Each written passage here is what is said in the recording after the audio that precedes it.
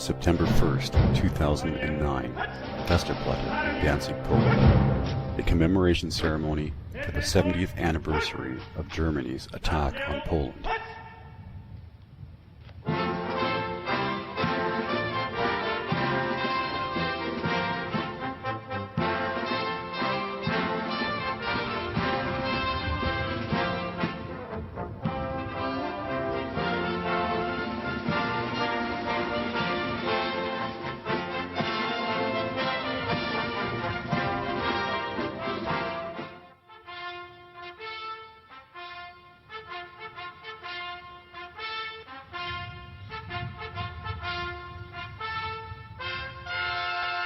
German Chancellor Angela Merkel. Dear Mr. President, Prime Minister, dear colleagues, Excellencies, ladies and gentlemen.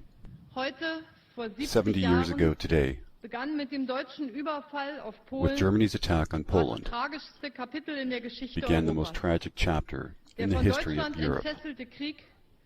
This war, instigated by Germany, brought immeasurable suffering upon many peoples, years of disenfranchisement, humiliation, and destruction.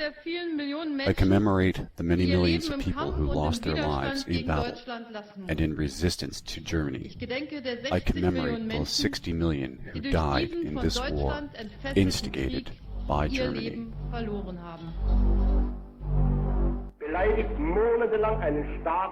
They insult this nation over months and threaten to destroy her, to fight battles in Berlin, to chop Germany's armies, to move the frontier to the Oder or to the Elbe rivers, and so forth. And this nation, Germany, each month can only patiently watch these two, in particular, the English and the French warmongers, who badly need this war and not peace. We need a long war, as Mr. Chamberlain has said, at least 3 years long, and for my peace proposal, I am verbally abused and personally insulted before the whole world. Mr. Chamberlain denies and categorically refuses to even discuss peace. I hear from London only one cry, that now this war must go forward, and that it must continue, even if it means that England thereby is destroyed. It is not, however, my intention to wage war, but to build a new socialist nation of the highest culture. And every year of this war robs me of that work.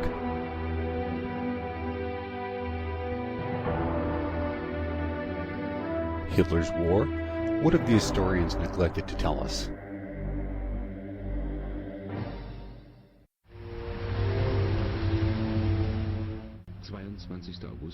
22nd of August, 1939.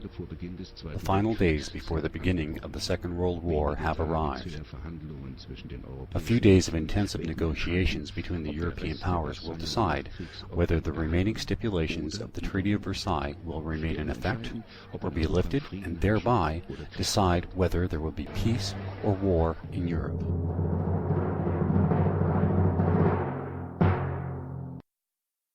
6.5 years earlier.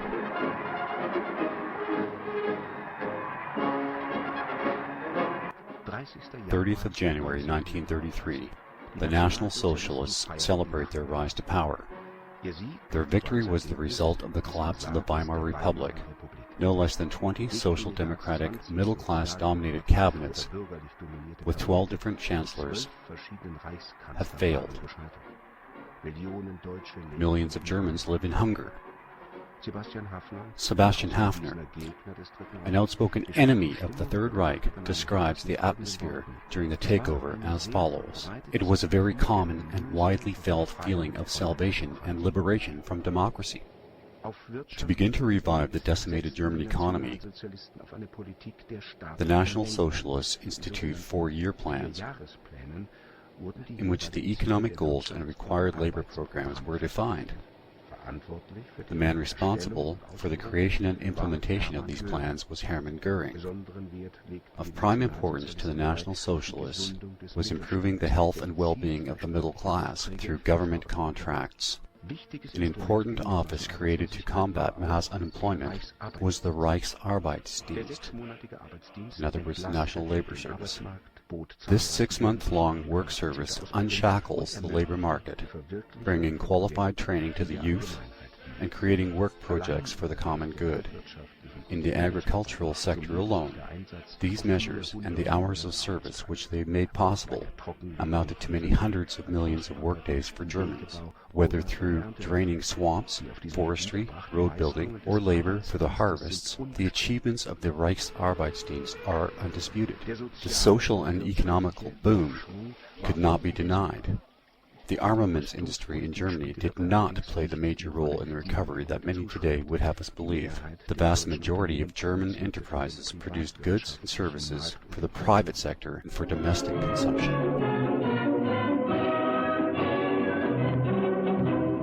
Deutschland, du Land der Treue, o du mein Heimatland, hier schwören wir aufs Neue, Treue mit Herz und Hand. Strahlend erstehst du wieder, herrlich nach banger Nacht.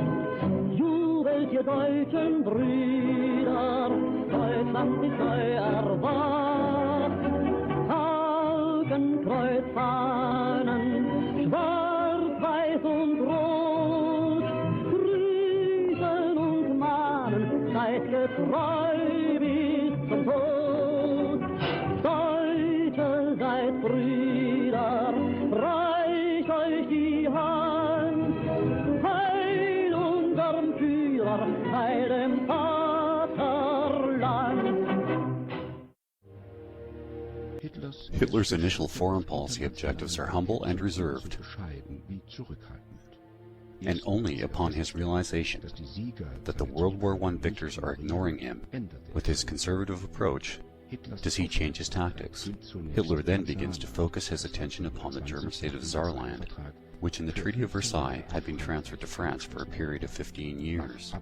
Thereafter, the people of Saarland were to be offered a referendum on whether to remain in France, become neutral, or to reunify with Germany again. The result of this referendum dashed the hopes of the French, when 90.8% of the people of Saarland demanded a reunification with the German Reich.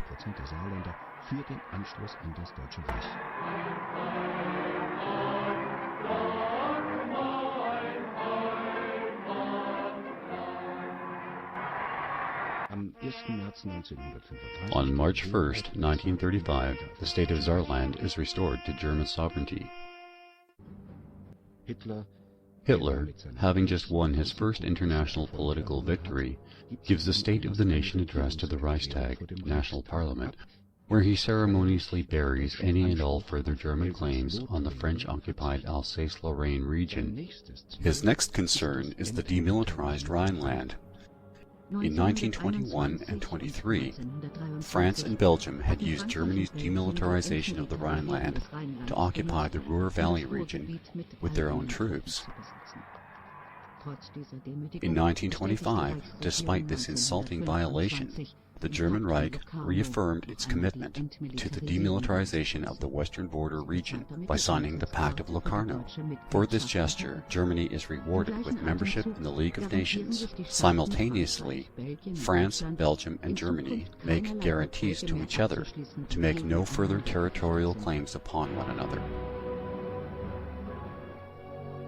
Just 10 years later, however, this treaty is violated. France signs a mutual assistance pact with the Soviet Union, which is clearly aimed at the German Reich. Not only did France flagrantly violate the Pact of Locarno, but thereby also nullified the German-Polish Non-Aggression Pact. With that treaty, Hitler had created a secure eastern border with Poland, and thereby had circumvented France's policy of encirclement. Thus, France, with her new ally, the Soviet Union, successfully recreated this ring around Germany. After this treaty violation by France, Hitler no longer felt bound to the Pact of Locarno, and thus he ordered German troops into the previously undefended German territory of the Rhineland on March 7, 1936.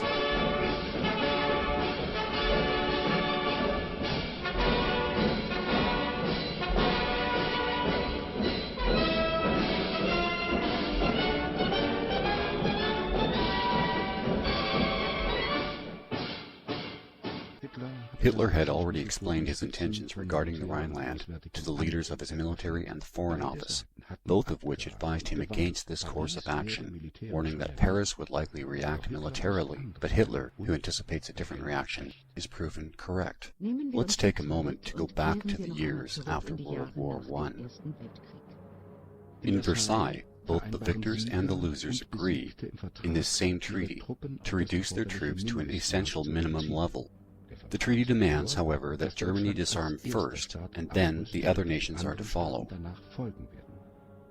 Germany fulfills its duty up until 1927, downsizing the Reichswehr, or National Defense Forces, to just 100,000 men in the army and 15,000 in the naval forces. The Air Force is eliminated entirely. Now it's the Allies' turn to keep their commitments and disarm, as stipulated in the Treaty of Versailles. In reality, however, France, England, and the USA have no intention of disarming as agreed upon. Quite the opposite, in fact, as France, England, and the USA maintain their extensive military forces, and France in particular, their land and air forces, while the USA and England retain all of their naval assets. Indeed, all three invest significantly in the modernization of their arsenals. Requests by Germany to at least be permitted to bring its existing defense forces into a viable state simply go ignored. When Hitler comes to power in 1933, France and its allies, not even including the Soviet Union, are already 12 times superior to the German Reich in terms of active army divisions. And when the number of equipped and ready army reserves are included in these calculations, the level of superiority amounts to a ratio of 97-1. In the following years, during the Geneva disarmament negotiations, Hitler proposes on 6 occasions to limit the quantity of certain weapons categories, such as bombers, artillery cannons, and other heavy weapons for all member states. When his proposals fail, he begins to rebuild the small Reichswehr into a strong and modern Wehrmacht, or combined armed forces.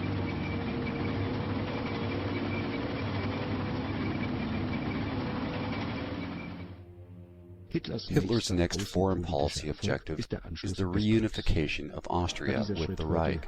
At this stage, such action would be considered unilateral annexation. It is essential, therefore, to revisit the historical relationships. Until the Prussian-Austrian War of 1866, Austria and Germany had been united through the Second Reich for nearly 1,000 years, and also later in the Bund, or German Confederation. After the defeat of 1918 and subsequent annulment of the Habsburg Empire, the victors decimated that empire, leaving just its German-speaking core, which was Austria. The First National Assembly of Vienna decided in favor of a reunification of Austria with neighboring Germany. Polls in some Austrian federal districts showed overwhelmingly support amongst the people for such a move. The right of self-determination, however, was apparently not extended to the vanquished of World War I. As such, the first attempt at reunification failed, only because the Allied victors themselves had refused to allow it. In 1933, a conservative dictatorship emerged in Austria, which removed both the right of citizens to vote and also denied reunification with the new Third Reich.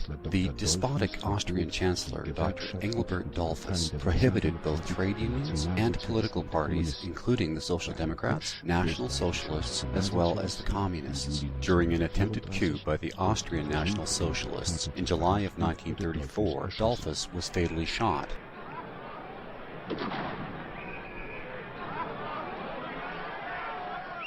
In March of 1938, his successor, Dr. Kurt Schuschnigg, attempted to circumvent the popular will for a reunification with the German Reich by way of a very peculiar type of referendum on extremely short notice. On March 9, 1938, he announces a nationwide referendum on the question of reunification with the Reich, to be held on March 13th, just 4 days later. During this referendum, there were to be no electoral registrars. Supervision of the election would be entirely in the hands of his own party.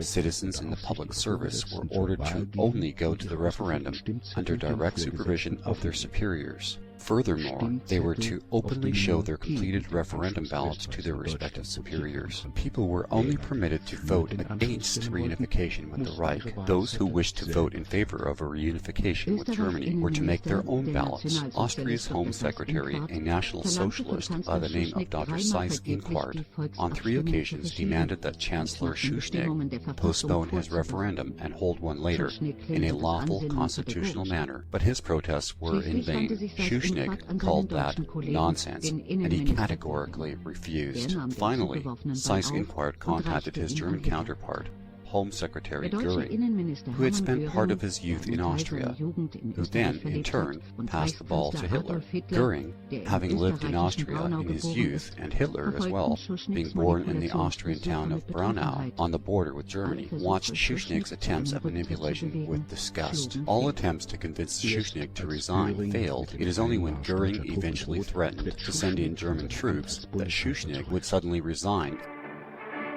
During the morning hours of the following day, German troops entered Austria, marching towards Salzburg, Linz, and Innsbruck through flower-filled streets with National Socialist colors being openly displayed, and were greeted with jubilation and tears of joy from the Austrian people.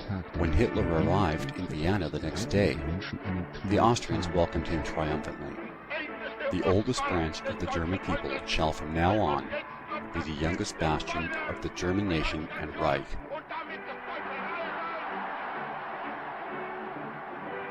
I shall, in this hour of the German people, declare my greatest success as a leader and the Chancellor of the German nation and the Reich.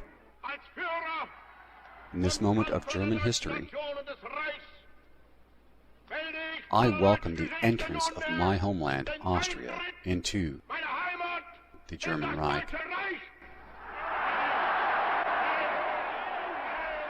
Almost simultaneously, Austrian troops entered Munich, Dresden, Stuttgart, and Berlin as a sign to the world of a peaceful and voluntary reunification, and not one of conquest. In the meantime, on March 13, Chancellor Seyss-Inquart of Austria and Adolf Hitler signed a pact declaring their joint intention of reunification of Austria with the German Reich. Then, on April 10, 1939, a nationwide referendum is duly held and the approval of the Austrian people is confirmed, with 99.73% of the Austrians voting in favor of the reunification with the German Reich. So much for the annexation of Austria. Gesungen und vom Rheine klang man schönes Lied. Deutschen Stammes waren wir immer, bis ein Hader uns zerriss. Dieses kleine Lied, es soll euch mahnen, soll euch sagen, was in Zukunft werden soll. Deutsche Ostmark, Volk am Rhein, ihr sollt nie mehr euch entzweien.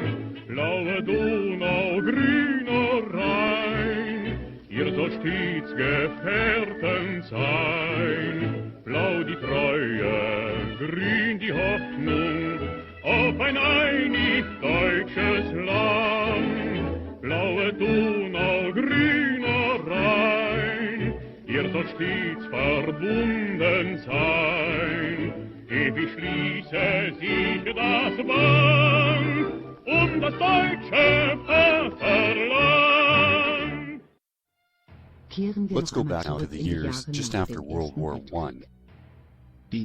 Czechoslovakia, an artificial construct of the Allies, emerges in 1919, comprising Czechia, Slovakia, and a small part of the Ukraine. These 3 territories had never before in history constituted a unified nation-state. Some 6.7 million Czechs, 3.1 million Germans, 2 million Slovaks, 700,000 Hungarians, and 460,000 Ukrainians are suddenly combined into a single multi-ethnic state in which the Czechs and the Slovaks dominate. The more than 3 million Germans, who live primarily in the regions bordering alongside Germany and Austria, call themselves the Sudeten Germans, a name derived from the Sudeten Mountains.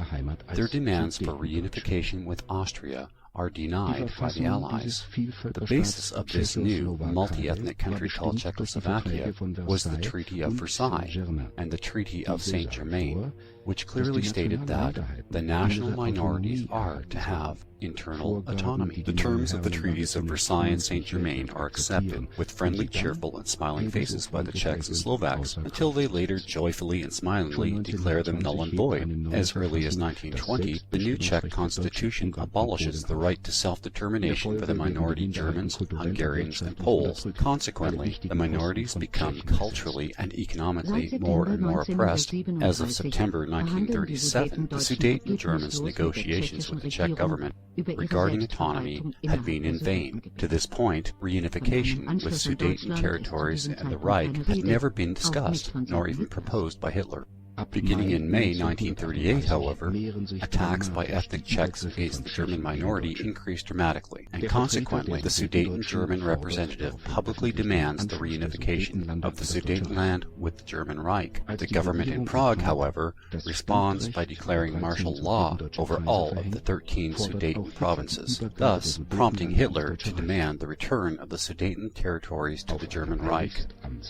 In a hastily arranged conference in Munich on September 20th, the heads of state of England, France, Italy, and Germany all agree to return the Sudeten territories, inhabited primarily by Germans, to the Reich. Thus, 3 million more Germans are again reunited with their home.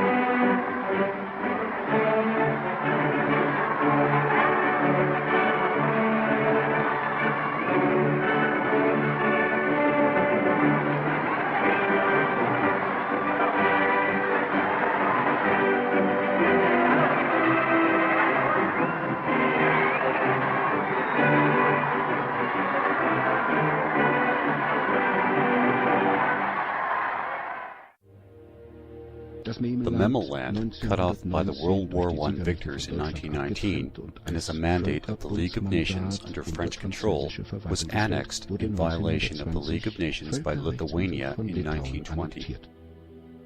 After the Sudeten Germans' successful return to the Reich, the Germans in Memel regions also demanded their return to the Reich.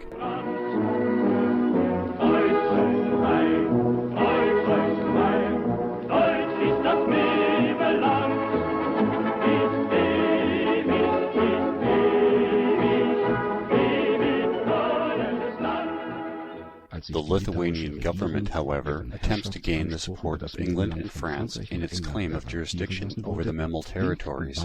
However, both countries refuse to weigh in. As a result, the Lithuanian government agrees to a treaty with Germany for the return of Memel to the Reich on March 22, 1939. The Lithuanians then withdraw their administrators and troops.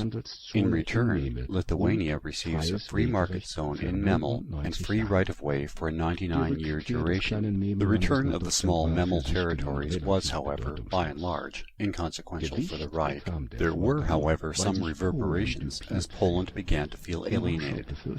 Warsaw feared a similar situation might arise in the Free State of Danzig, situated in Poland, but technically under mandate of the League of Nations. The victorious Allies had, however, from the start, granted Poland many additional rights over postal services, businesses, thoroughfares, transit fees, duties, and tariffs, and as such, Danzig was, for all intents and purposes, already under Polish control. Despite these extra concessions, which already exceeded the existing treaties, Poland remained unsatisfied. The Polish government publicly threatened several times to completely annex Danzig. Let's go back now to the years just after the World War. In spite of her territorial gains, Poland is still unsatisfied with the new order in Eastern Europe. The Polish delegation at Versailles, Roman Dmowski, had even then proclaimed that these territories granted to this newly created nation of Poland were merely a down payment on a much greater Poland. Directly after the end of the First World War, Poland began to build up its military, and even as late as 1938 had attacked the Soviet Union, which had been weakened by the revolution. They also attacked Lithuania, Germany, and Czechoslovakia, and even annexed some border regions of the neighboring states. For this reason, the border conflicts of the next 20 years were predestined. Until 1934, conflicts between Germany and Poland smoldered. In the previous year, just after Hitler had won the elections, the Polish head of state, Marshal Pilsudski, several times sought to enlist France for the purpose of effecting a bilateral attack against Germany. France, however, declined to participate, and so Poland eventually changed tactics. Finally then, in 1934, a friendship treaty was signed, introducing a period of closer diplomatic relations, but under the surface, disputes were still simmering. Danzig, in particular, situated on the Baltic coast next to East Prussia, had been completely cut off from the Reich, and became the new focus of political attention.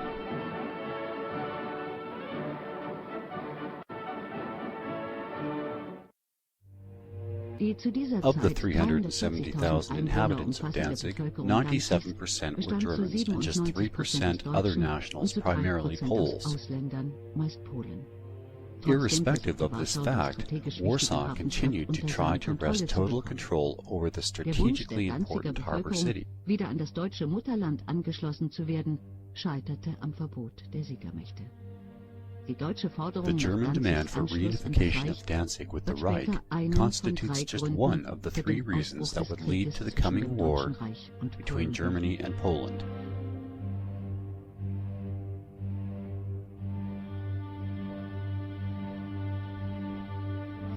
In West Prussia, which was taken from the Reich and given to Poland with the Versailles Treaty, the situation was similar.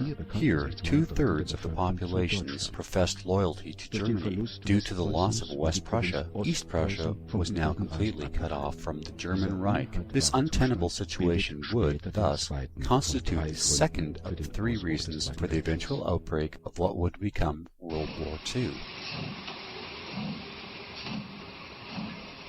All transport connections from the Reich to the now isolated East Prussia were under Polish control.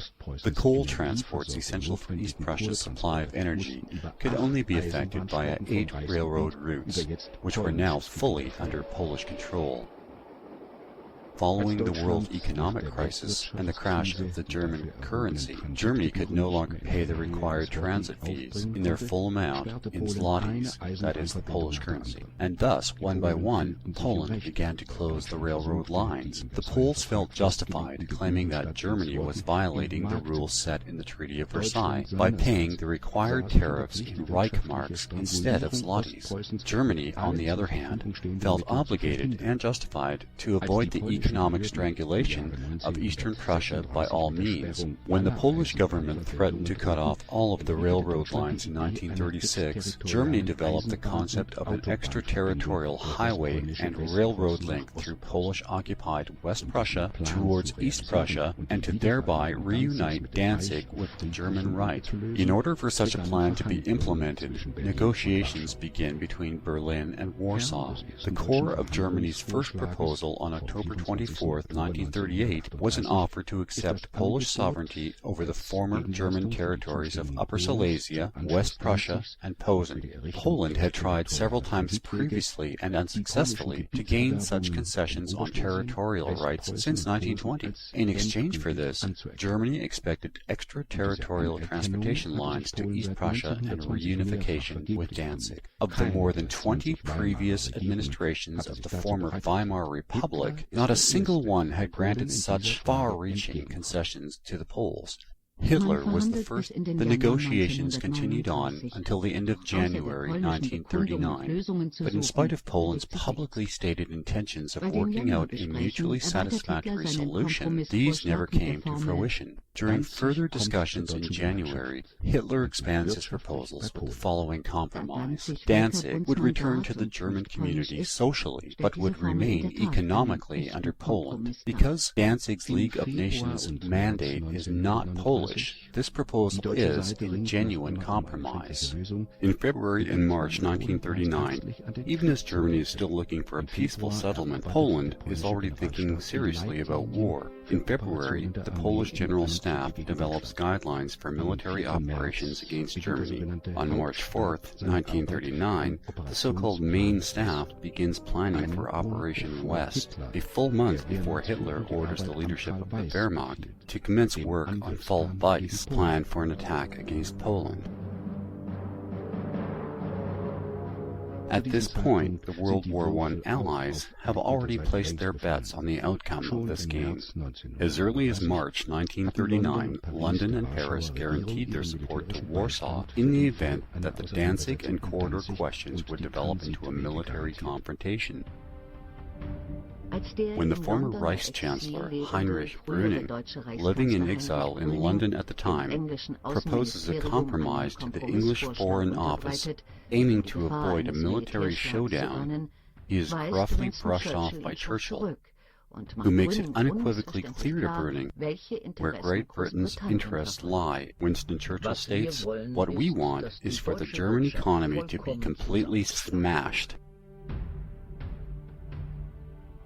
The ranks begin to close, with the French ambassador in Berlin, André-François Poncet, stating, "You have to live with the Germans, but it would be way better if one could just drive them out of Europe, like the Arabs were once chased out of Spain."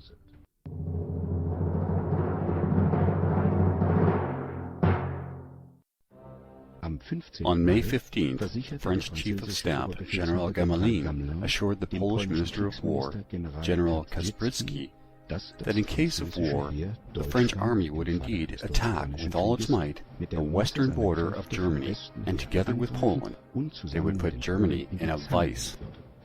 That promise served to reinforce Poland's anti-German stance.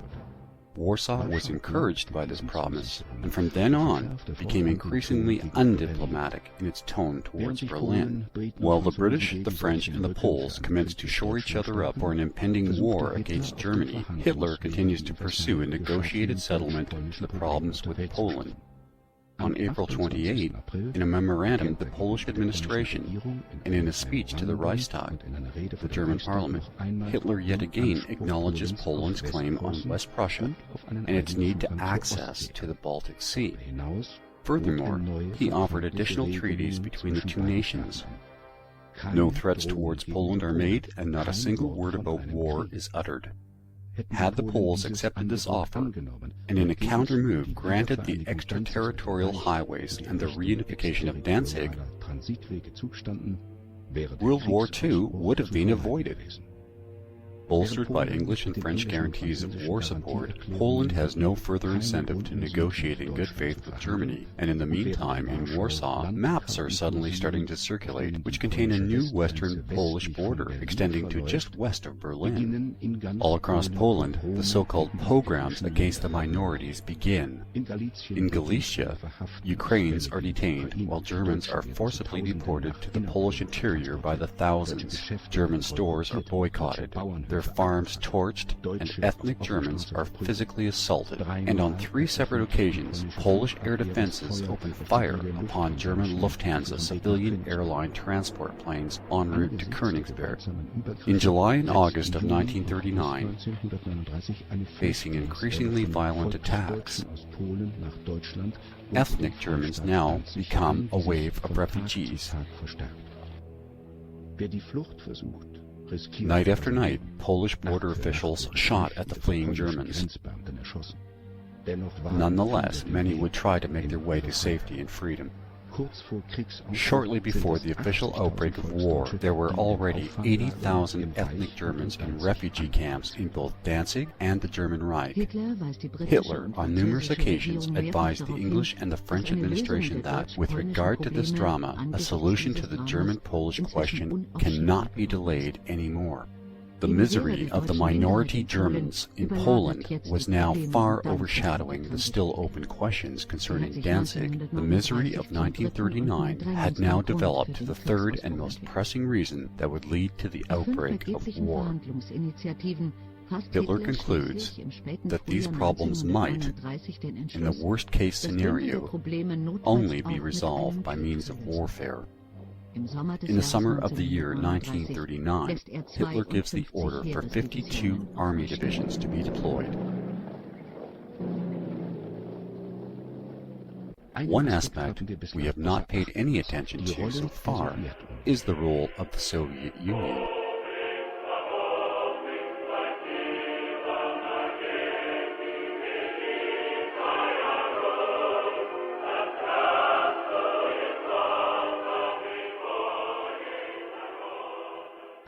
Soviet politics up to this point had primarily been isolationist, but the Soviet leadership still dreamed of a worldwide Bolshevik revolution. The unscrupulous tactician Joseph Stalin is still very much committed to Lenin's doctrine and is awaiting the outbreak of a communist revolution in Europe. Stalin, however, has no faith in the established communist parties of Western Europe and would prefer an externally forced revolution. For this purpose, he orders that the Red Army be transformed into a modern offensive army that can, in the right moment, bring the fire of revolution into the heart of Europe. To finance this, he savagely plundered his own people, costing many millions of lives.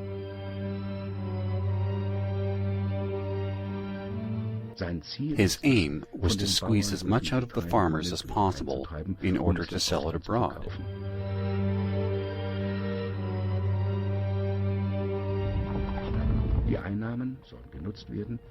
The profits would be used to pay for the Western technologies he required for the upgrade of his army.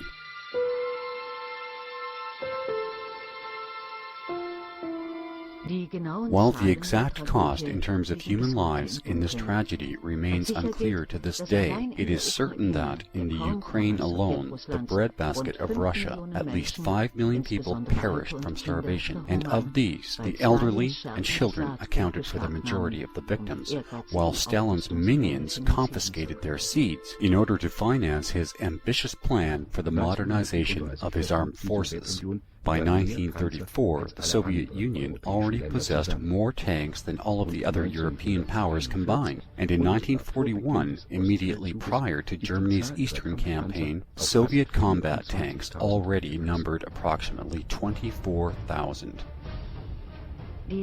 Stalin's strategy was based largely upon a plan created by Mikhail Tukhachevsky, head of the Revolutionary War Committee, who as early as the beginning of the 1930s had developed a concept of exporting revolution. In Tukhachevsky's model, the Red Army's role was that of fighting and winning wars through highly destructive deep penetration into enemy territory through superior tank and air forces, and if necessary, even the use of chemical warfare. Stalin's commitment to this concept explains the volume of a mass-produced tank type called Klement Voroshilov, or KV, which was especially designed for Western Europe's well-developed network of roads. After the English and Soviet negotiators established a possible framework for an alliance against Germany in April and June of 1939, a French and English delegation traveled to Moscow in August to begin to lay the groundwork for a war against Germany. Stalin, however, delays the representatives of the Western powers, stalling for time, as he gets his own separate plans in order. Stalin is not interested in peace. He wants war in Europe and nothing else, and only under his own terms does he choose his allies. Germany, however, also seeks to cut a deal with the Soviet Union. Hitler seeks an alliance with Stalin before striking Poland. He erroneously assumes that a pact with Russia might prevent England and France from acting militarily against Germany. Stalin, on the other hand, is convinced that a German strike against Poland would result in a French and English declaration of war against Germany.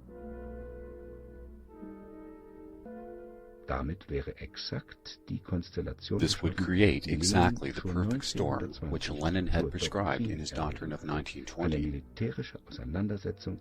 for a military showdown between the rival communist and capitalist blocs of Europe.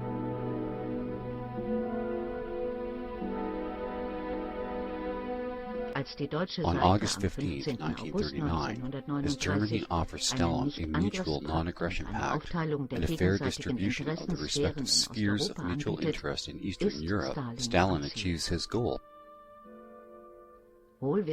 He is confident now that the situation has reached critical mass, and therefore he calls for a secret meeting of the Politburo on August 19, 1939. Only within the realm of his most trusted inner circle does Stalin finally let the cat out of the bag. Stalin stated, "The question of peace or war has reached a critical phase. The solution hangs entirely upon the position that the Soviet Union shall take. We are absolutely convinced that, if we sign a treaty of allegiance with France and England, Germany will be forced to shy away from Poland and to seek a temporary resolution with the Western powers. This way, a war could be avoided. On the other hand, however, if we accept Germany's proposals for a non-aggression treaty, then Germany will most certainly attack Poland, and the intervention of England and France will become unavoidable. Under these circumstances, we have a great opportunity to stay out of the conflict and patiently bide our time. It is imperative for us that this war last as long as possible until both sides are exhausted. That's exactly what's in our interest." Promptly, the Soviets turn away from England and France in direction of Germany. On August 23rd, a German-Soviet non-aggression treaty is signed. Hitler's back is now cleared for an attack on Poland.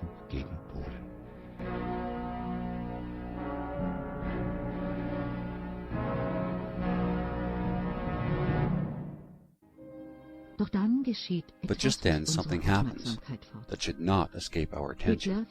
Hitler delays the previously established date of August 26 for an attack by the Wehrmacht on Poland, and tries one more time to negotiate with Warsaw. In attempting to reach a successful outcome to this initiative, Hitler begs the English government for assistance in the talks with the Poles, and offers London Germany's assistance and a friendship pact. The aim, besides a peaceful resolution of the Polish-German conflicts, would be a final settlement of all British-German differences. Hitler offers a guarantee for Poland's borders, as well as his future support for the British Empire should it ever need military support. England, however, evades this offer and plays for time, delaying Hitler by hinting at Poland's possible readiness to negotiate, while at the same time telling Warsaw to maintain its hard and bitter stance towards Germany.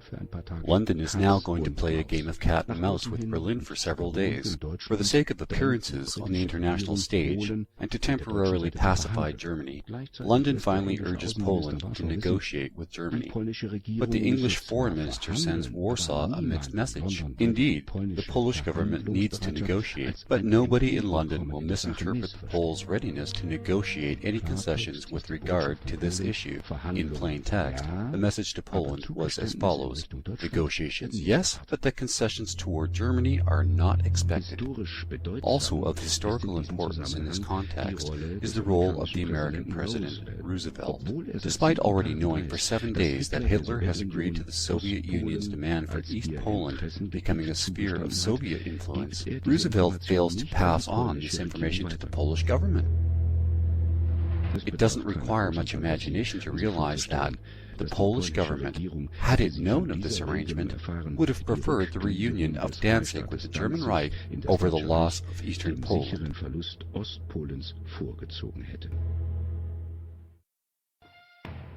On August 30th, Hitler makes his final offer to Poland. He demands the reunification of Danzig to the German Reich as compensation for Germany's approval on Poland's acquisition of formerly German territories after World War I. Furthermore, he demands a referendum of the inhabitants in the so-called corridor, the former land bridge between Pomerania and East Prussia. The inhabitants of that area, for which Hitler formerly had only demanded extraterritorial transitways, now shall decide themselves whether they are Polish or German.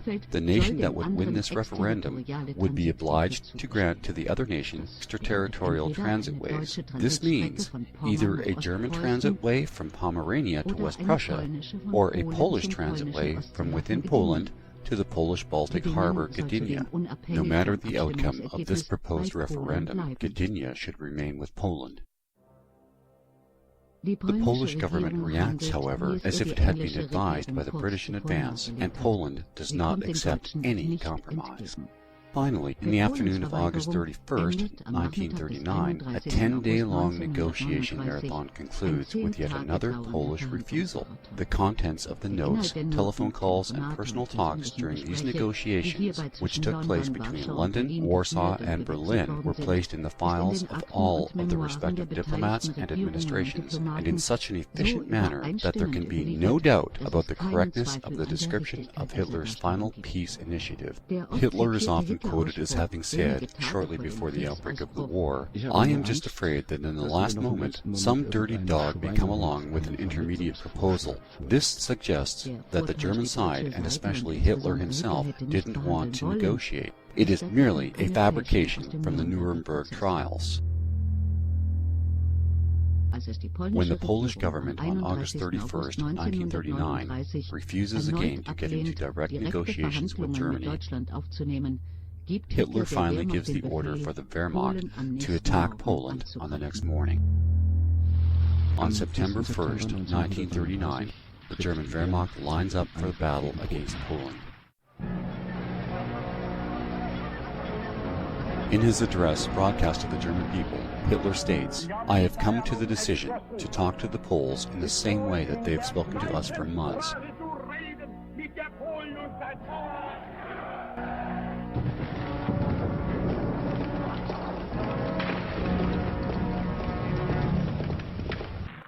As of 5:45 hours today, we are firing back.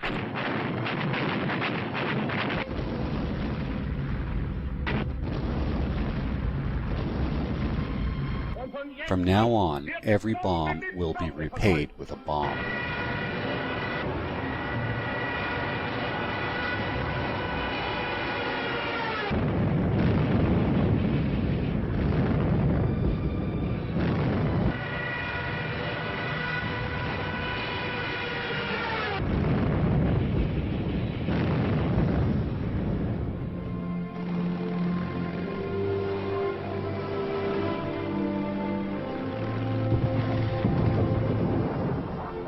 On September 3rd, England and France, in keeping with their pact with the Poles, declare war upon Germany. Almost the entire Commonwealth and some French colonies follow suit. Chamberlain hat damit seinen Plan umgesetzt. The dispute over Danzig, the corridor, and the human rights of the German minority in Poland has, in a 2-day time period, developed into World War II. Right from the beginning, the civilian populations are impacted as well. On the one hand, German troops cannot always avoid that civilians will be affected, but on the other hand, the Polish population, with the full support of the military from the beginning, starts to hunt German civilians who still live in Poland. A wave of house searches is followed by depredation, displacement, abuses, robberies, rapes, and murders of more than 5,000 citizens within Poland, whose mother tongue is German, and they lose their lives in disgusting fashion. The greatest bloodbath takes place during Day 3 of the war in the city of Bromberg, where approximately 1,000 were murdered. The conflict escalates when Polish snipers, after the withdrawal of the regular Polish troops, initiate partisan warfare against German troops. On September the 4th, war also begins in the west. England's Air Force, with 16 bombers, attacked German ships that lay in the harbors at Cuxhaven, Wilhelmshaven, and Brunsbüttel. One day later, German U-boats in the Royal Navy begin their war in the Atlantic, and on the same day, both sides sink their first enemy trade ships.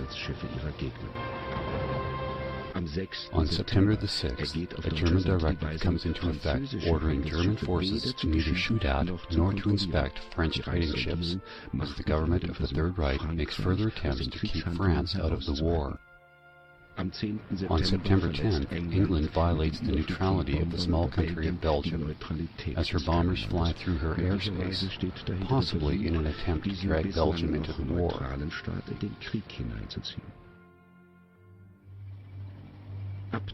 From September 12th onwards, British troops begin to land on the continent to bolster the French forces. In taking this step, England has already fulfilled its treaty obligations towards the Poles, yet without really helping them in the least.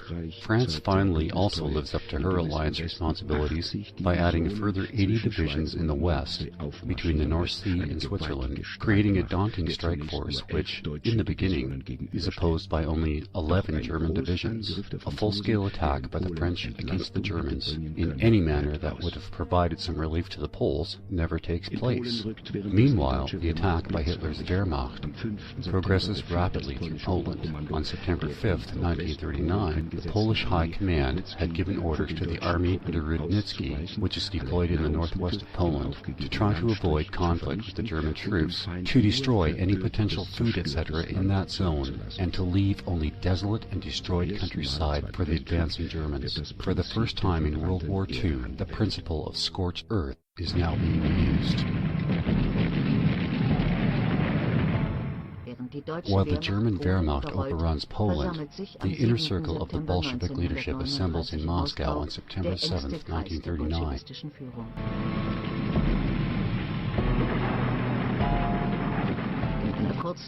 In a short address, Stalin again discloses his strategy. The war is being fought by two kinds of capitalistic states. We have nothing against them beating each other up and weakening themselves. Hitler himself is unwittingly shattering the capitalistic system. We have room to maneuver and can bring up one side against the other to engage them with each other even more.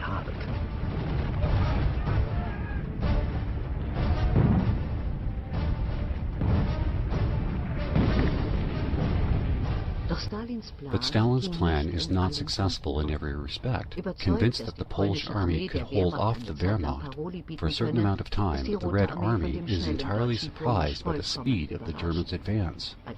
As a lightning-quick German victory is manifesting, Stalin orders the invasion of East Poland to secure his half of the booty.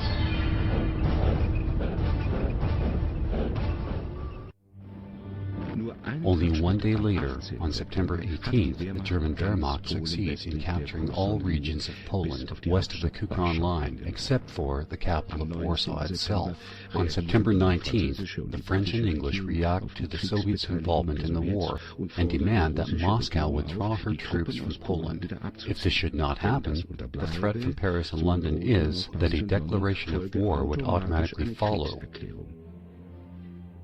It remains, however, only a threat. 4 weeks later, the British and the French initiate secret negotiations with the Russians in order to eventually drag them into a common war against Germany.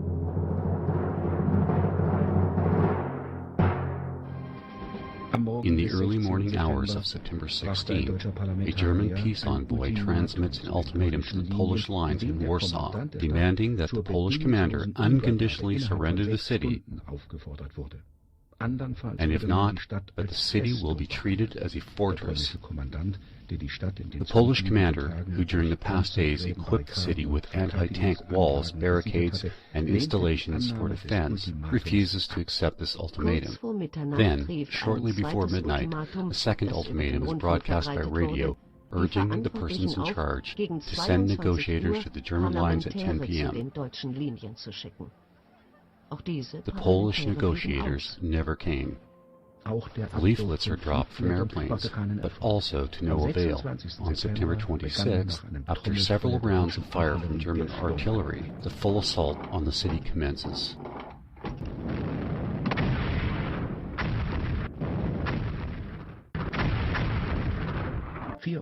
24 hours later, Warsaw capitulates. The number of deaths and injured, including many civilians, is estimated at 40,000.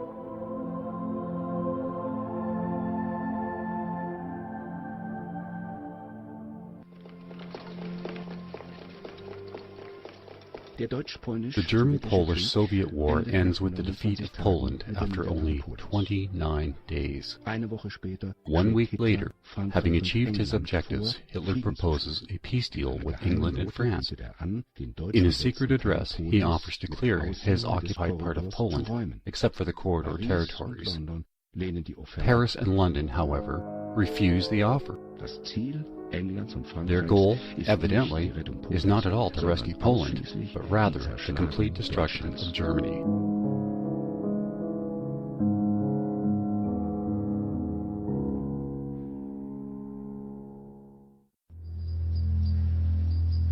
In spite of the fact that France had declared war on Germany, the gun still remained silent on the western border, while on the German-English front, in the Atlantic, and on the North Sea, the battle rages on.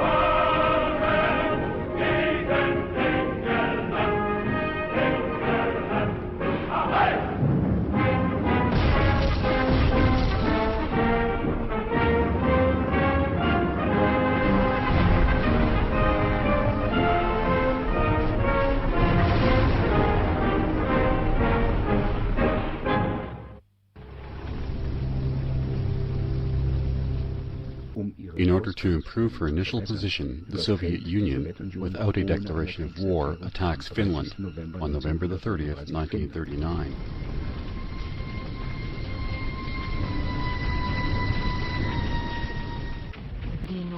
Only 160,000 Finnish troops battled the Red Army aggressively, causing her significant losses in only a few months in a bitter winter battle. Almost 130,000 Soviet soldiers would die, and not until March 1940 does Finland finally surrender to Russia's superior military might. For the German manufacturers and armaments industry, the replenishment of Swedish ore from the Norwegian harbor of Narvik is vital, and both London and Paris know this as well. On March 2nd, and again on April 6th, the German government of the Reich offers peace to France and England, and the withdrawal of her troops from Poland. The English reply with the deployment of sea mines in Norwegian territorial waters. Only 3 days after the latest German peace offer, the Germans, the British, and the French all converge on Narvik and engage in battle.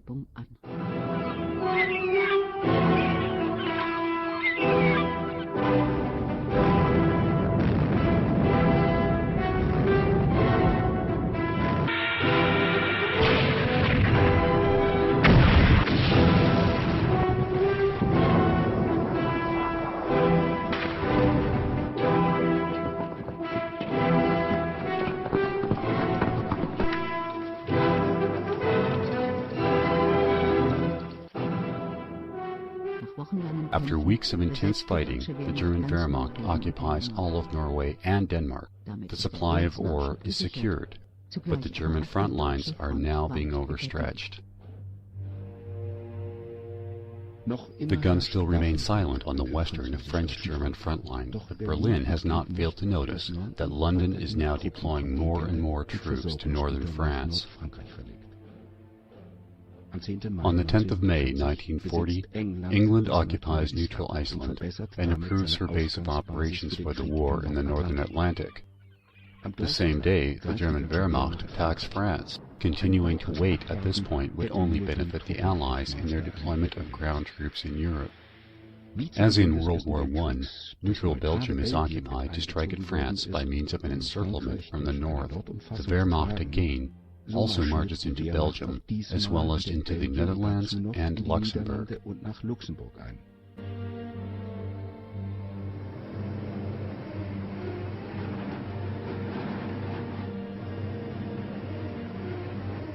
France is ultimately defeated within 6 weeks, and the expression blitzkrieg becomes infamous.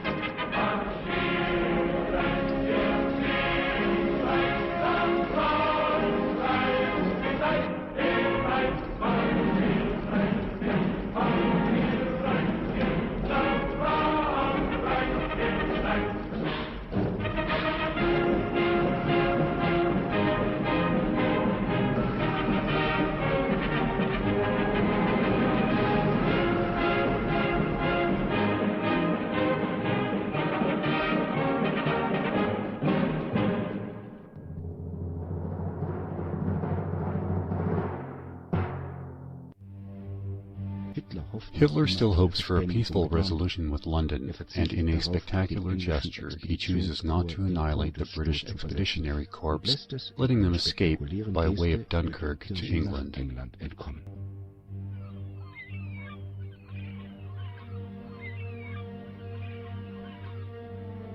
On the 20th of June, Italy declares war on the already defeated France. The German side reacts with reservation to this move. Harvest helpers is the sneering expression that the German troops give the uninvited guests who have arrived to secure a share in the spoils and the glory, after the hard fighting was already completed.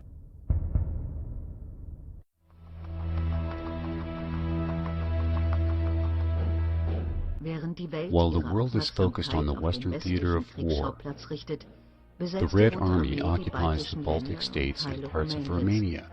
including the heavily ethnic German-populated Bukovina.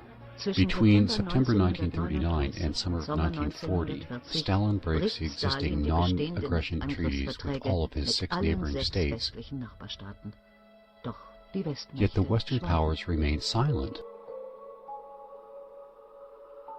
In the occupied territories, Stalin's secret police establish a reign of terror and kill tens of thousands of innocent civilians.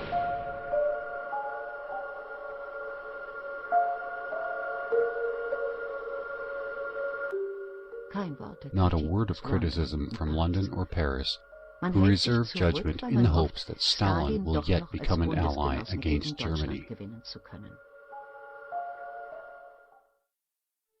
On 19th of July 1940, after the defeat of France, Hitler offers yet a 3rd peace treaty to England. But once again, his efforts and hopes are in vain, and the war rages on.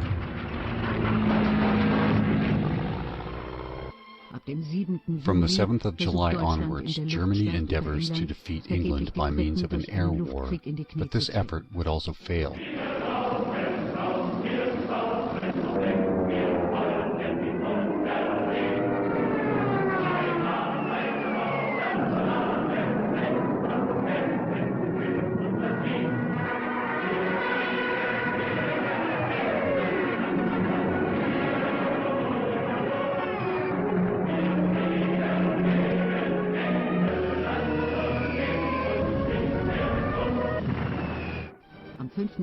On August 5th, Italy attacks British Somalia, and on the 13th, Britain occupies Egypt. In December, the formerly neutral USA delivers 50 cruisers to the British for their sea war against Germany.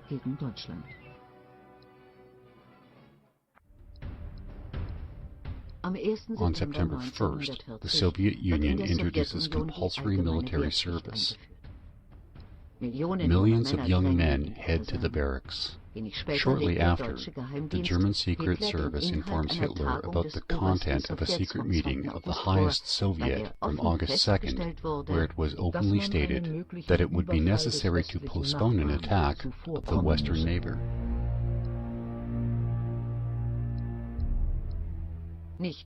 Not only is Hitler concerned on learning this, but the Romanian head of state, General Ion Antonescu, pleads with the leadership of the German Reich for military support against a possible Soviet attack. Hitler promises aid and sends troops to secure the Romanian oil fields of Ploiesti.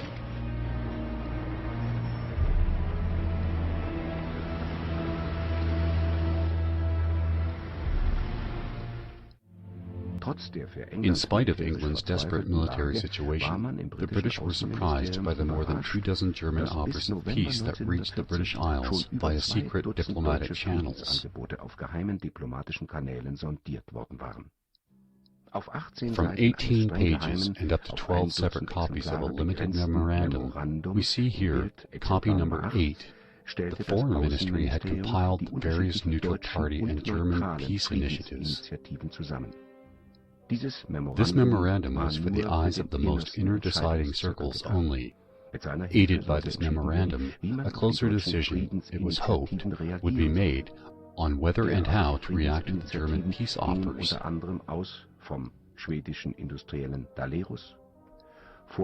Other such peace plans had been initiated, for example, by the Swedish industrialist Dollarus, by the former Chancellor of the Reich, Franz von Papen, the Vatican, the King of Sweden, the Finnish Prime Minister, the King of Spain, Dr. Ludwig Weishauer, and also Dr. Joseph Goebbels. But the new English Prime Minister, Winston Churchill, would have none of it. Although he is aware that England on her own cannot possibly defeat Germany, he does everything in his power to buy time and to drag Russia and the United States into the war. Churchill's policy of war escalation with millions of victims was in accordance with the British war doctrine, established by chief ideologist and permanent Under-Secretary of the British Foreign Office, Sir Robert Vansittart, who personally established all guidelines for British diplomats in September 1940. Vansittart stated, "The enemy is the German Reich, not merely Nazism, and those who have not yet learned this lesson have learned nothing whatsoever. All possibility of compromise has now gone by, and it has got to be a fight to the finish, and a real finish. We have had more than enough of Mr. Dollerus, Mr. Girdler, Weizauer and company." Hence, the British foreign policy, in her absolute desire for war, made no distinction between Karl Girdler, one of the leading heads of the German resistance, and the members of the National Socialist leadership, such as Joseph Goebbels.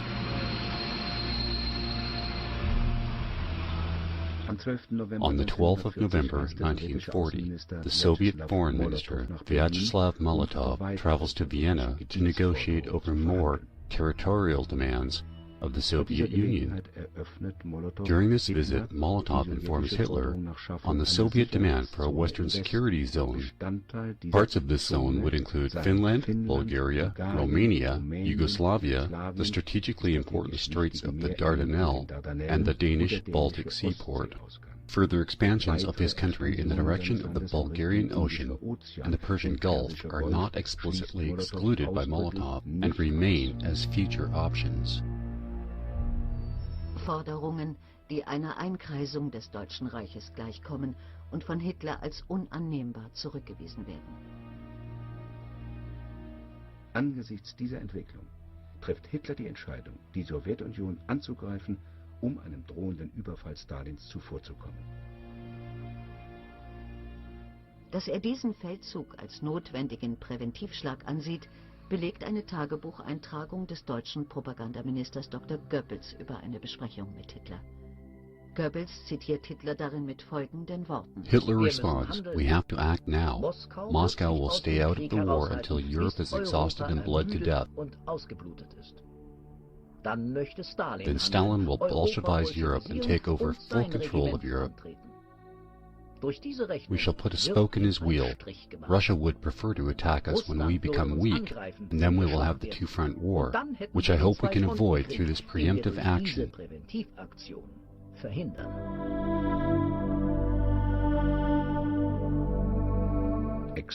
One could not have assessed Stalin's true plans more precisely. Hitler's interpretation of Stalin's strategy is substantiated in the fact that, upon the return of his foreign minister Molotov, Stalin does not place the Red Army into a defensive posture, but rather one most suited for attack and territorial expansion.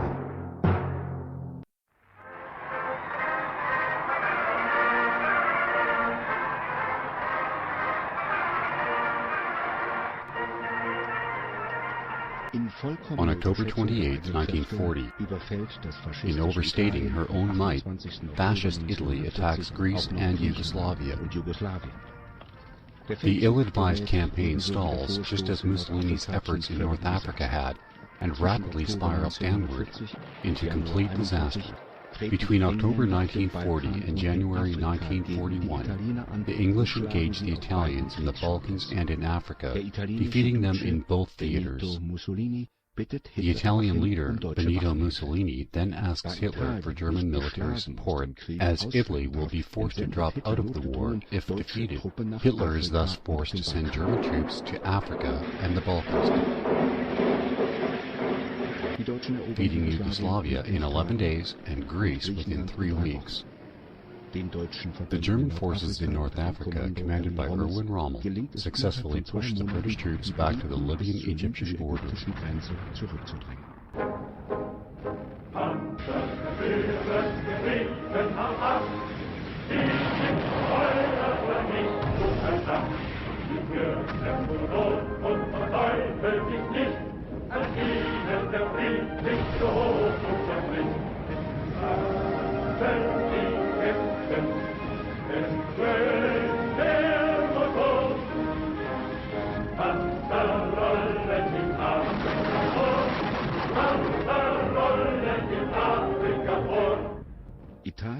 Italy, as an ally, is saved for the time being, but the price is high.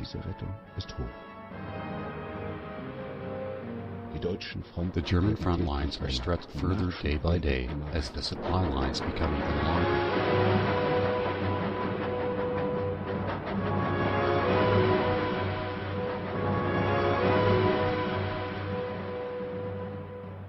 Meanwhile, the Soviet threat continues to grow as the Red Army transforms itself into yet another enemy of the Reich. Finally, on May 5, 1941, Stalin shows his true intentions.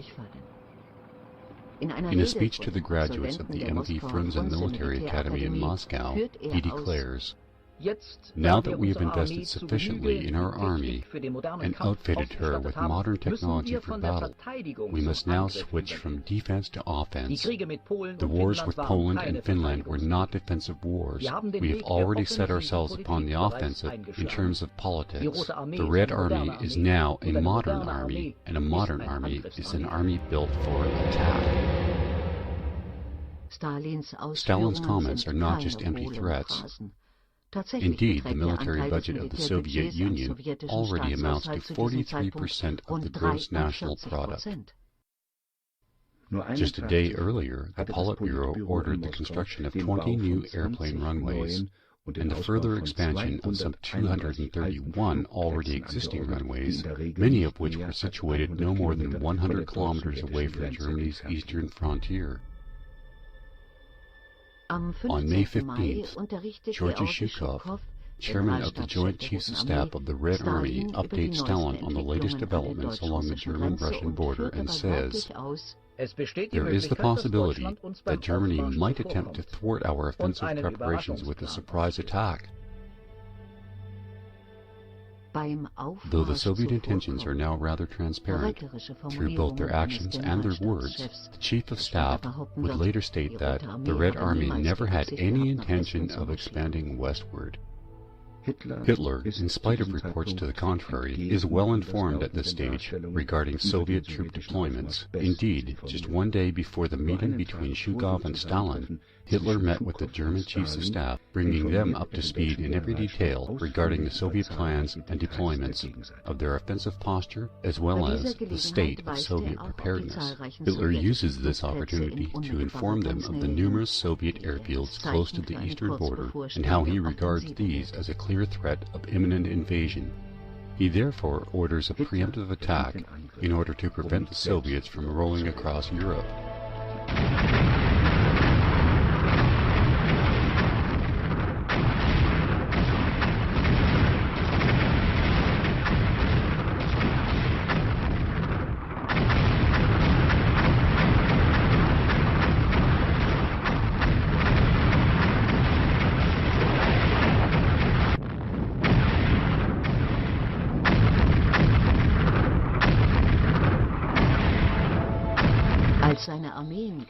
Although Hitler's army has been depleted by the previous campaigns and is still battling the British on numerous fronts, when they cross the Russian border on June 22, 1941, they encounter the largest ever invasion force ever assembled in the history of mankind. Close to 6 million soldiers, more than 25,000 tanks, and about 19,000 planes have been assembled in order to sweep across Western Europe. The Red Army, still in a state of preparation for an offensive against Germany, is now paralyzed. Trapped within their own minefields and barriers, the enemy is divided, and these divisions, which are now in an offensive posture, very close to the German border, find themselves corralled and virtually defenseless. Within a few short months, 2 million Red Army troops are captured and taken as prisoners of war by the Germans. While many German military experts are expecting a rapid collapse of the Soviet Union, Hitler is not as confident. In contrast to most members of the General Staff, one of the few who privately expressed some concern regarding the Eastern Campaign is the designer of the German Panzer III tank, Heinz Guderian. On the outside, to his men, Hitler is brimming with confidence, but within his inner circle, he is skeptical about the prospects of victory over Stalin. Guderian stated, "The Soviet Union is as much a frightening specter to Hitler as the ghost ship in the movie The Flying Dutchman."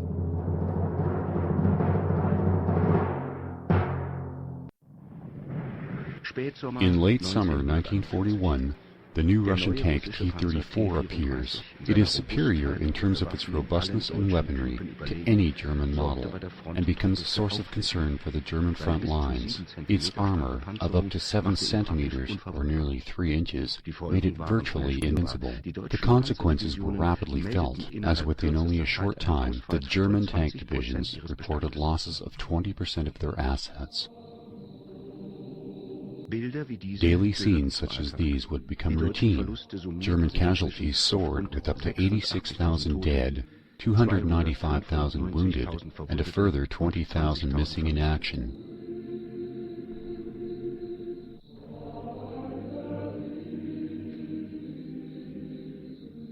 Ein nicht unbeträchtlicher Teil davon ging auf das Konto der russischen Partisanen, die mit äußerster Grausamkeit gegen die Lanzer vorgingen.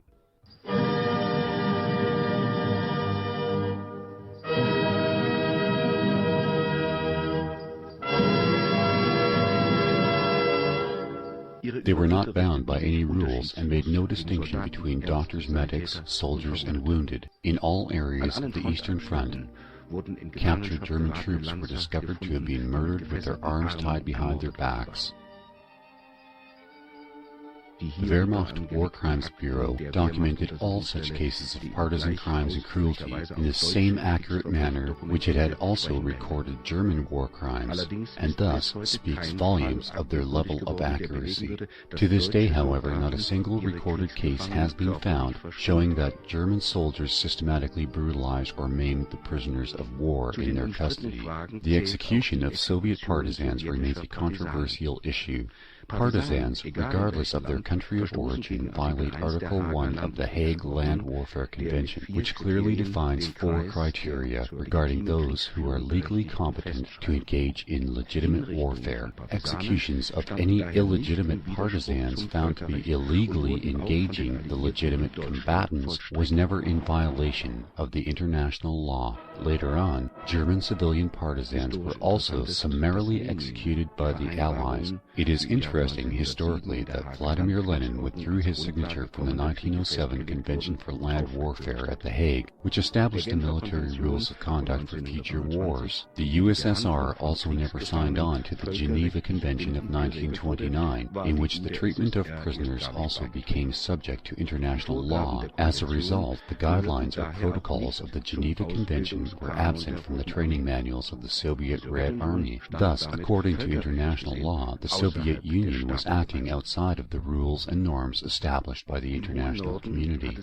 In the far north, the progress of the German and Finnish troops came to a virtual standstill in mid-September. Again and again, Lieutenant Colonel Edward Dietl, who led the operations of the so-called Lapland Army, tried in vain to conquer the railroad from Murmansk to Leningrad, and whose mission was to halt the transportation of American arms shipments to the Soviet Union.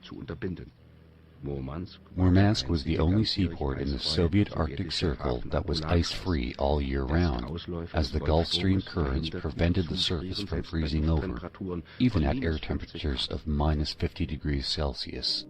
The war in the Nordic forests caused the greatest difficulty for the Germans. As heavy equipment was hardly usable in the frigid climate, the burden of the battles was literally borne upon the shoulders of the German infantry.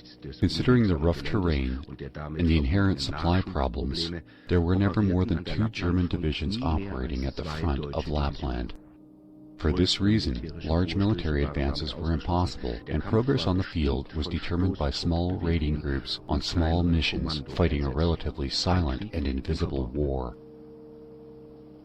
As the German offensive against Murmansk was halted on the 14th of October, their casualties amounted to over 2,600 dead and missing, as well as 8,000 wounded.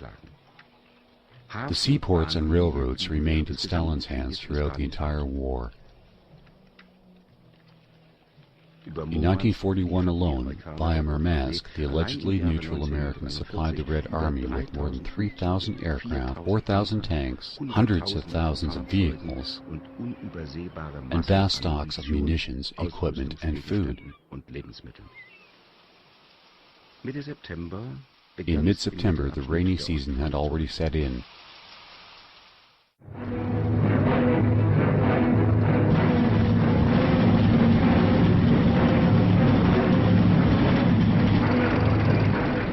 midsection of the Eastern Front, on the 19th of September, the 6th Army conquered Kiev, the capital of the Ukraine Soviet Republic.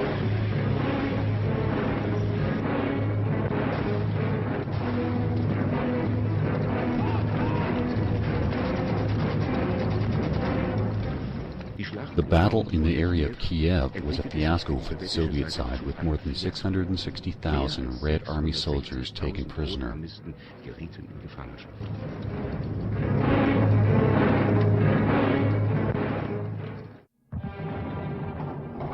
The 2nd of October 1941 at 0530 hours marked the beginning of Operation Typhoon.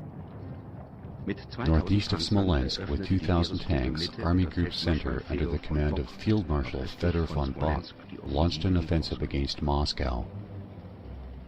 The first reports indicated a great success. Meanwhile, Guderian's armed corps reached Orel, conquering the city before turning north.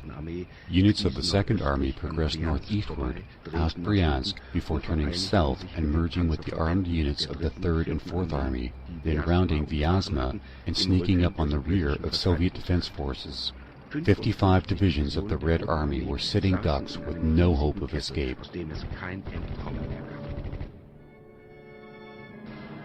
With yet another mass of Soviet troops defeated, the German 4th and 9th Army pushed further in the direction of Moscow. The German offensive had devastated the Red Army. By mid-October, approximately 670,000 more Soviet troops were taken prisoner. At the same time, the German Army Group South, led by von Rundstedt, defeated the 18th Soviet Army on the Azov Sea and captured another 100,000 men.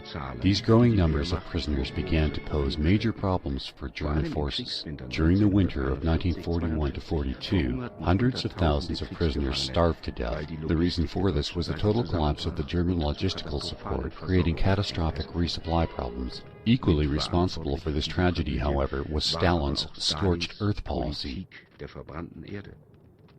On his orders, beginning on the 17th of November, all settlements along the access roads to a depth of 40 to 60 centimeters deep and to a width of 20 to 30 kilometers wide are to be destroyed. Thus, the infrastructure was completely annihilated, and both friend and foe were doomed.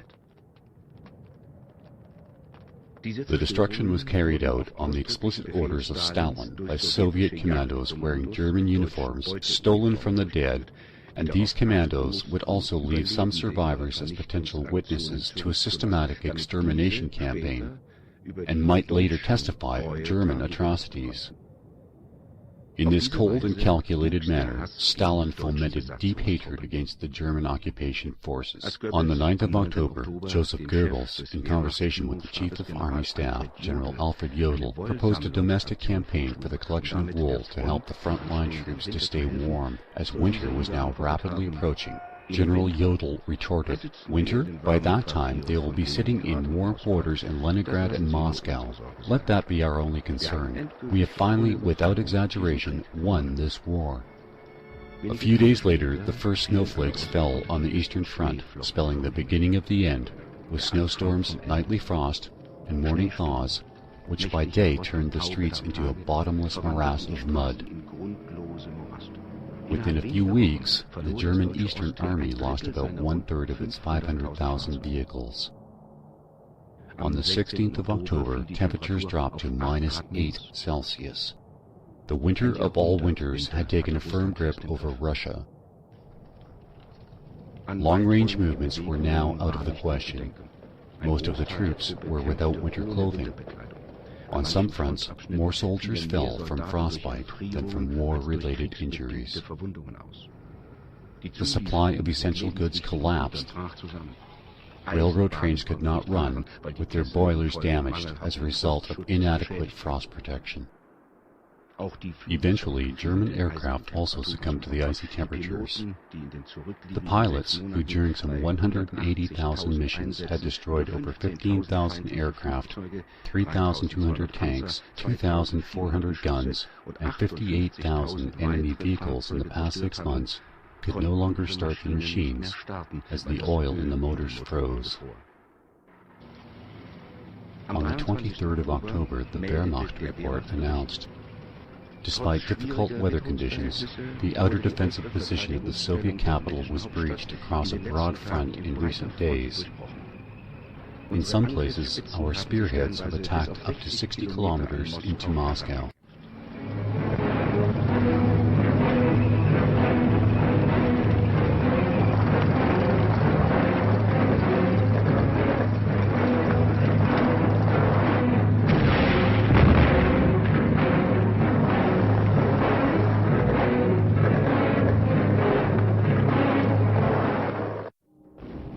In spite of all the hardships, the German units continued to fight, conquering Kharkov and thereby forcing access to the Crimea. In early November, Kursk and Feodosia on the Black Sea coast also fell into German hands. The number of fallen Germans had by now increased to 150,000 men. The capture of Rostov on Don by army groups south on the 21st of November was described in the Wehrmacht report as being important for the continuation of the war. There was no more talk, however, regarding a fast blitzkrieg victory. On November 29, 1941, German Minister of War Munitions Fritz Todt, in a confidential conversation with Hitler, stated that, in light of the superior levels of Allied arms and munitions, a military victory was no longer possible. Hitler replied, "How am I supposed to end this war? I really don't see any way to end it through political means."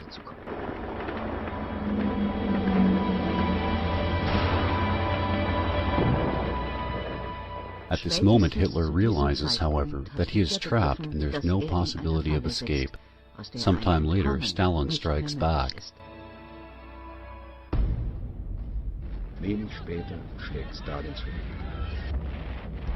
Against this huge war machine, which produces hundreds of tanks and aircraft every day, and is supported by the Western industrial nations, especially by America and Great Britain, with all kinds of war materials, the German Wehrmacht, in the long run, has no chance.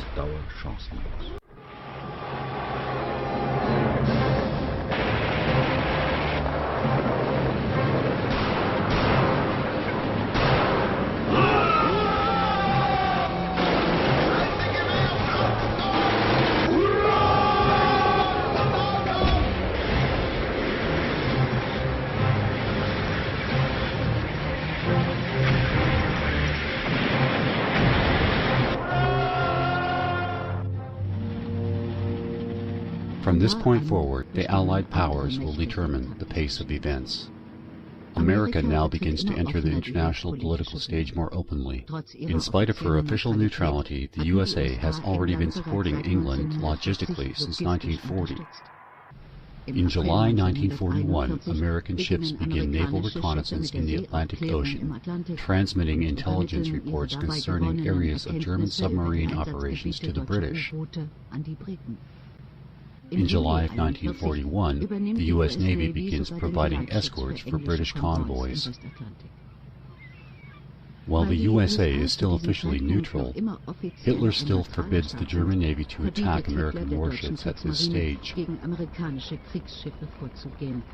It is only when Japan attacks America, and as an ally of the Reich appears to be in open military conflict, that Hitler would follow suit, and he then declares war against the USA.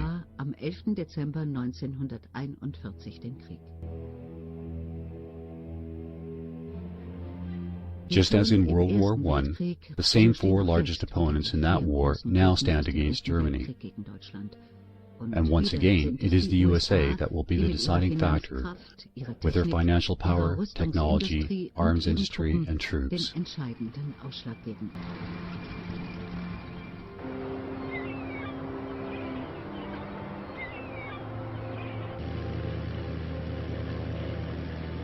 The surrender of the German 6th Army in Stalingrad and the German Afrika Korps in Tunisia, the landing of the Allied troops in Sicily, the invasion of Normandy, the aerial bombing of German cities, and the collapse of the army groups at the Eastern Front spell the end in a long line of defeats. Finally, on May 8, 1945, the soldiers of the German Wehrmacht lay down their arms.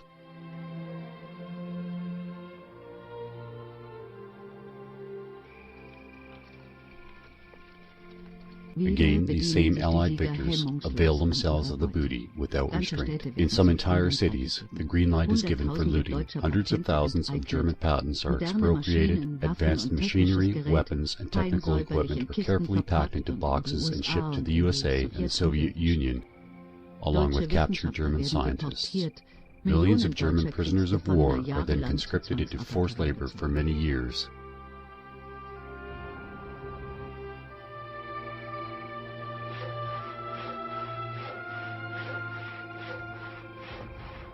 In the East, the victors expel millions of ethnic Germans from their ancestral homes, while the foreign military leaders confiscate houses for use as their own private quarters.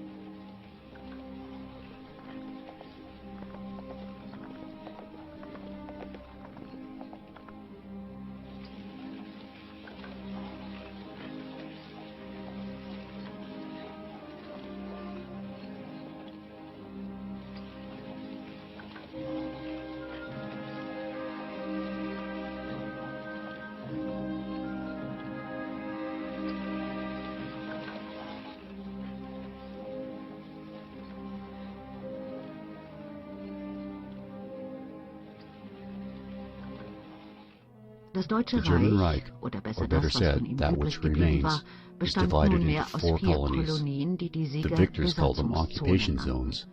The north was taken by the British, the southwest by the French, the south by the Americans, and the east by the Russians. The victorious Allies agreed quickly on the most important question. Germany alone was at fault for this misery, and the one who is guilty shall pay.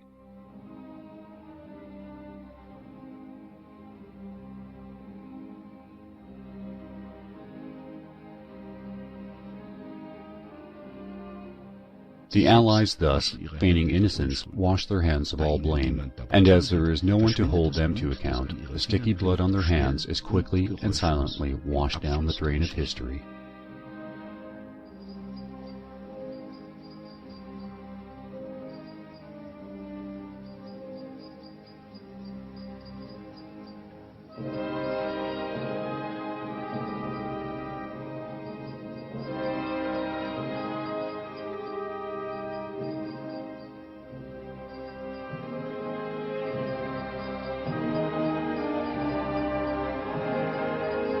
Angela Merkel. If we think, in my country, to this day, about the fate of those Germans who lost their homes as a result of the war, then we must do so in full cognizance of our own responsibility, for it was Germany that was to blame from the beginning. And we do this without having to rewrite anything regarding this perpetual history of German responsibility. Such will never happen. Adolf Hitler. My intention was never to wage war, but to build a new social state at the highest level of culture.